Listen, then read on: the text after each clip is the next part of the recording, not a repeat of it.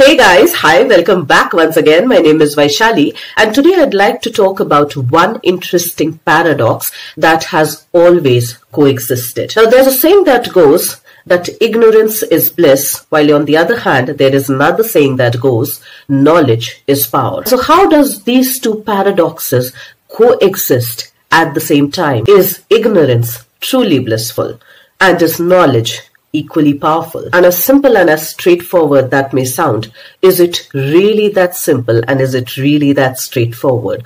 Is the question that I think we all should be asking. So let's take up a couple of examples to exactly see how these two paradoxes play out together. So if you look at a little toddler who's probably just beginning to sit, or who's probably beginning to stand up, or who's probably beginning to learn how to walk, what is the first thing that happens after the child first starts to sit, or after the child first starts to stand up or to start walking again? So what is the first thing we notice after the child first starts to sit, or after it has first started to stand up or started to take those first baby steps? The child falls. A challenge that every child will need to face once it starts to move out from its comfort zone in order to stand up on its own, in order to start walking on its own, in order to start trusting its own self. And until that big fall, the child is blissfully ignorant of the fall that comes after. And as soon as that big revelation is revealed, the child now has the knowledge of the fall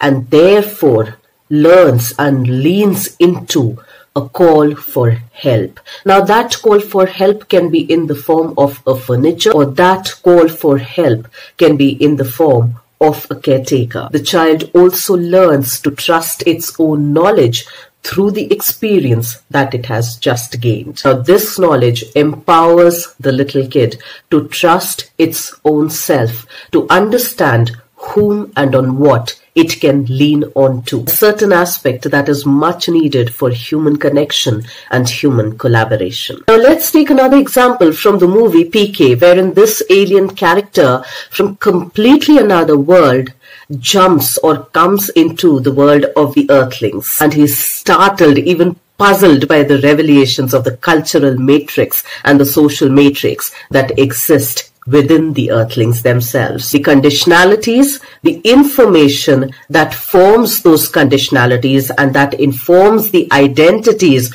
of the individuals that inhabit the earth is quite a revelation, not only for the character PK, but quite a revelation for the humans as well. It's a slight twist to the story of that frog who has jumped in from one well into another well, trying to understand what is there in the other well. While in the other well, there are these different kinds of frogs who are completely unaware of anything existing beyond their well and beyond themselves. And when this alien frog jumps or lands onto the well called as the earth, he begins to question a lot of things with an open curiosity that is not only refreshing, but also triggering to a lot of earthlings called as the humans. He begins questioning everything that shapes our identity, right from the language that we use and the ways in which we use the language either to form a connection or to disrupt a connection, either to speak out our honest truths or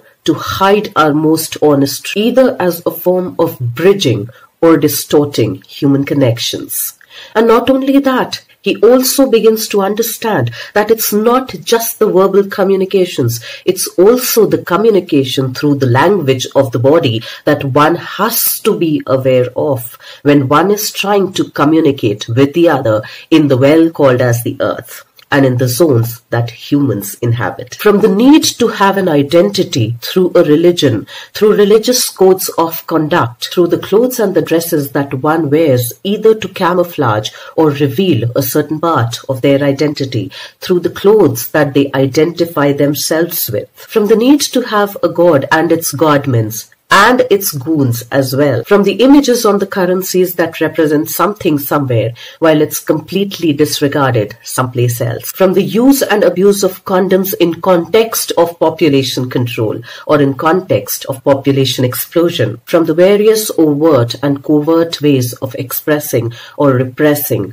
our love. Now there was this alien who, out of his blissful ignorance, questioned everything with his open, vulnerable, curious, courageous curiosity, which at times was met with extreme, ghastly opposition, where people ran after him for his life and he equally ran harder to save his own life. But at the same time, he also found supporters who were willing to engage with him, who were willing to see his point of view and indulge him and indulge themselves to question their own belief systems, to question their own ignorance or their own limited knowledge, who were willing to engage with him and support him because they were willing to see their own collective ignorant unconscious, which may then not necessarily be a very blissful place. They were willing to see beyond the limitations of the belief systems of their existing well. So from my understanding, ignorance may not be blissful if it is unconscious and rigid. However, just like PK, ignorance can really be blissful if it leads to more open, engaging, creative, wholehearted, thought-provoking interactions through which knowledge becomes a source of empowering human experiences. Essentially so that we no longer wish to remain the frogs in the well of our own unconscious, but rather become the frog who take the leap to enhance and enrich the know-how of our own human experiences by humbly acknowledging our own ignorance to co-create channels of open inquiry and interactions. Let's try and think about that in its very complex yet very enriching multi-layered format, and I will see you once again the next week. Till then, stay tuned in. And guys, if you do like the content of my videos, please do like, share and subscribe.